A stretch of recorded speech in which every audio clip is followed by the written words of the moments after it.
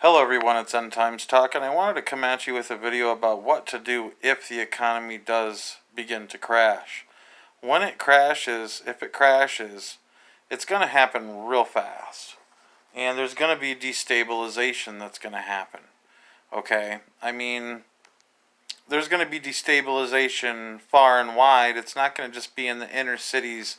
So many people think that because they live rurally that they're out of harm's way and out of danger. But I think that this is unwise thinking.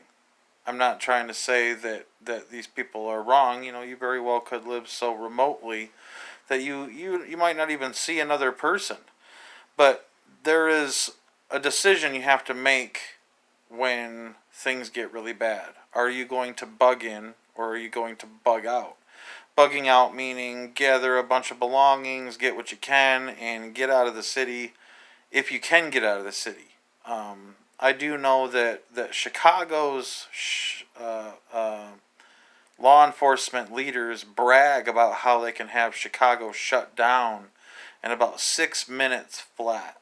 Okay, and that's just Chicago. Okay, that's not these smaller cities and things like that. Um, Bugging out requires understanding alternative routes, uh, alleyways, back roads, off-road trails, two tracks, things like this is what it's going to take to be able to bug out if you have a vehicle. Bugging in, um, it is basically where you decide to stay at home and hey, we're going to live and we're going to die in our home and this is what it's going to be. We accept the inevitable, blah, blah, blah. All right, there's dangers of both bugging in and bugging out. See, most people think that bugging out to the woods is the best thing to do, but what they don't understand is that there are militias out there that have trained highly to be ready for that very instance. These militias, not all of them are good. Okay, not all of them are good, and they will take from people and hurt people in order to gain for their group. Okay, but in the inner cities, you'll also have gangs. You'll have gangs of people that will go door to door. Something that you can do if you have to bug in, if you're deciding to stay where you're at, you can't bug out. You can take all of your expensive stuff and take it outside and smash it. Blow out, throw something through one of your windows, break a window, trash your house, rip down the curtains, make it look like it's been ransacked already, okay? And then retreat to an inner room of your home where you can build that up, and that's where you're going to be at and where you're bugging in. See, if your house already looks ransacked, then it's very likely that no one's going to go in there to really look for anything. Okay? Always have food hidden in a secret place, and then have a little bit of a food stash that's out in where you are. Because if you do ever get robbed, you can take that minimal amount of food and give it to them, and they'll think that they've been given all the food that you have, and they'll possibly move on. Okay, and so that's something that you can do to protect your food stash or whatever stash of whatever you got in your home. Uh, you can. There's a lot of things you can do to make an inner room more fortified, but also when you bug out, you're very vulnerable to the elements unless you have a vehicle. Um, and not all vehicles can make it into the woods, into the deeper part of the woods, to get over tree logs that could be fallen down or purposely cut down to keep you from getting back there. Not a lot of people have the ability to remove those sorts of debris that could be in the road. A flat tire can hold you up. No gas could hold you up. I mean, there's a lot of different factors to bugging out and bugging in that people need to realize. But that's ultimately a decision that you're going to have to make, whether you stay at home or whether you leave home.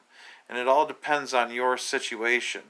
Um, if you stay at home, you're in your own surroundings. You know those surroundings really well. Now there's some people who are very woodsman oriented, and they know their woods really well.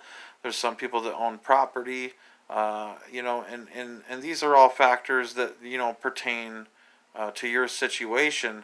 But and you might know your area very well, but it also doesn't mean that people can't infiltrate that area and become just as it become just as dangerous as somewhere in a city or a town.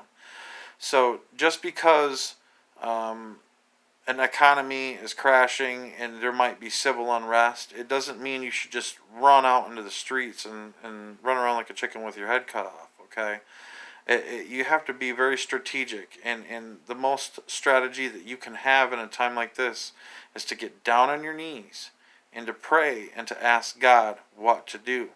Not always is bugging out the best option, but not always is bugging in going to be safe. So you have to ask God what to do, when to do it, and be praying and seeking God even now before things get bad. You see what I'm saying? Make sure that you're in communion with God, so that way you're not caught off guard when things finally do happen, because people, it's happening and it's happening fast.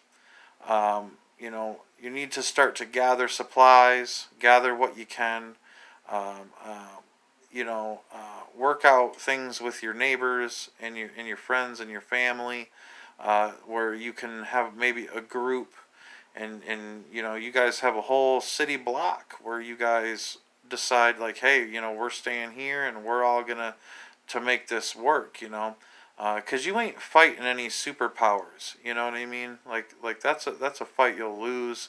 What you really need to worry about is protecting your family from thieves and marauders and people that seek to do your family harm.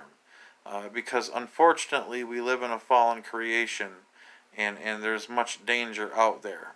So I wanted to make this video and give some people some ideas as to the differences between bugging out and bugging in, and hopefully you'll be able to make the right decision for you and your family, and God will have His hand of protection upon you, and He's going to keep you safe through this. But you need to be as wise as a serpent and as harmless as a dove. So thank you for watching this, and may God bless you, and may God keep you.